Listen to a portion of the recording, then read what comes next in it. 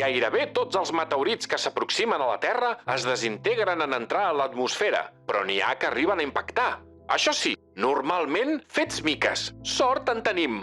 Com s'ho fan els científics per calcular el volum de les restes dels més de 100 meteorits que cada any arriben al nostre planeta? Cassius, la teva missió serà aprendre a calcular el volum de cossos de tota mena.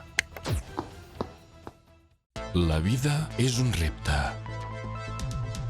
Les mates també. Quin és el repte d'avui? El càlcul de volums! Preparats per entrenar la ment? Benvinguts al Gimmates! Cassius? Sí. Ja pots entrar a la sala de flexibilitat. El volum és l'espai que ocupa un cos. Podem deduir-lo a partir d'un experiment o podem calcular-lo en fórmules matemàtiques. Es mesura en unitats cúbiques, centímetres cúbics, decímetres cúbics, metres cúbics... Per superar aquest repte et cal una mentalitat de creixement. Has d'estar convençut que pots anar sempre endavant.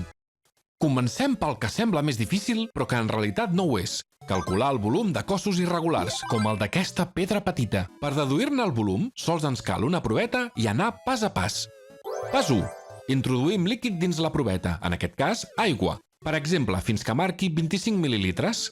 Pas 2. Fiquem la pedreta dins la proveta i tornem a mesurar. Pas 3.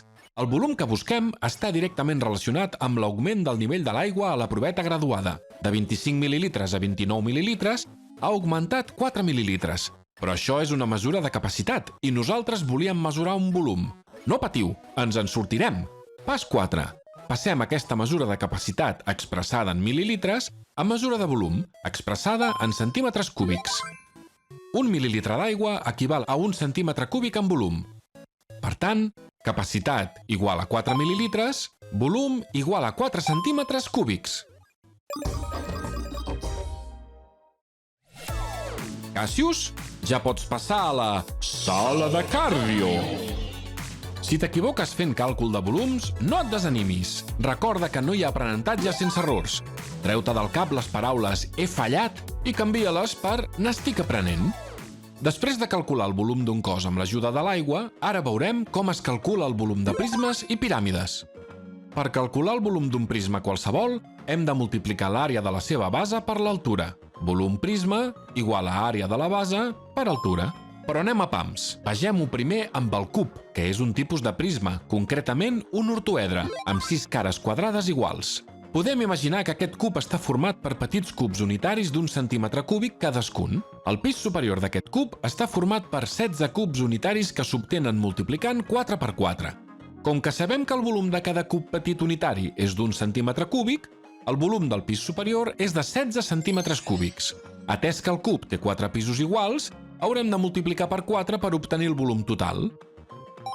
Volum igual a 4 centímetres per 4 centímetres per 4 centímetres igual a 64 centímetres cúbics. Fixeu-vos que el 64 surt de 4 per 4 per 4 i els centímetres cúbics surten de centímetre per centímetre per centímetre. Recordeu que en el càlcul d'àrees les unitats eren centímetres quadrats perquè sortien de centímetre per centímetre. Hem calculat el volum descomponent el cub en unitats cúbiques. Ara ja sabem d'on ve la fórmula. Volum del cub és igual a A per A per A igual a A al cub. Per això, sovint quan ho llegim diem A a la 3, però és més correcte dir A al cub, perquè ve del cos geomètric anomenat cub. Però com podem calcular el volum d'altres tipus d'ortoedres més enllà del cub?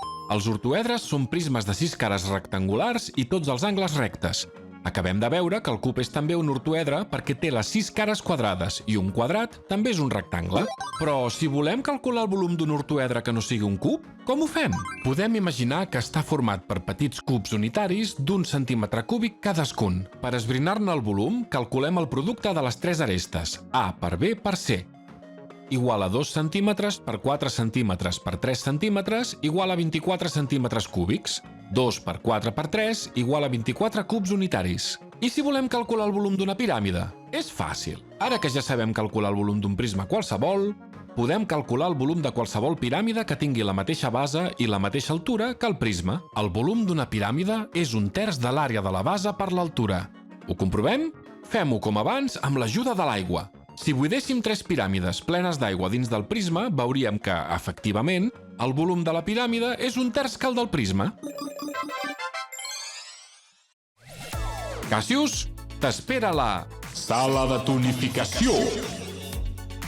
Per resoldre el darrer repte, hauràs de tenir clar el teu propòsit fins al final: aprendre a calcular volums.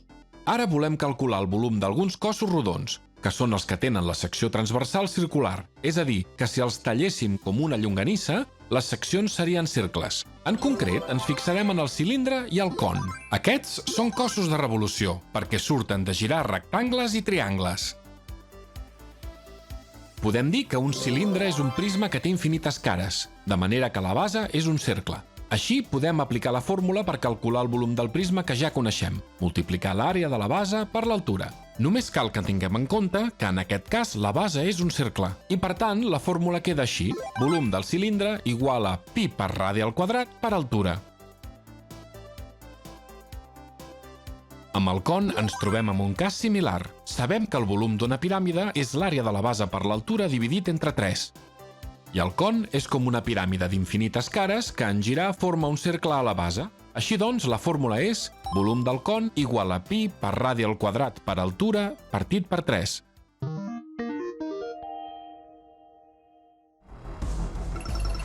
Cassius, sembla que ja estàs preparat pel combat final! Quin és el volum d'aquesta construcció? A. 32 centímetres cúbics. B. 56 centímetres cúbics. C. 24 centímetres cúbics. I la resposta és...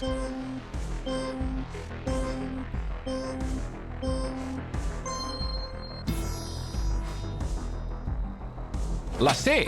El volum de la torre és de 24 centímetres cúbics perquè la longitud de la base és 2, la profunditat també és 2 i l'altura és 6.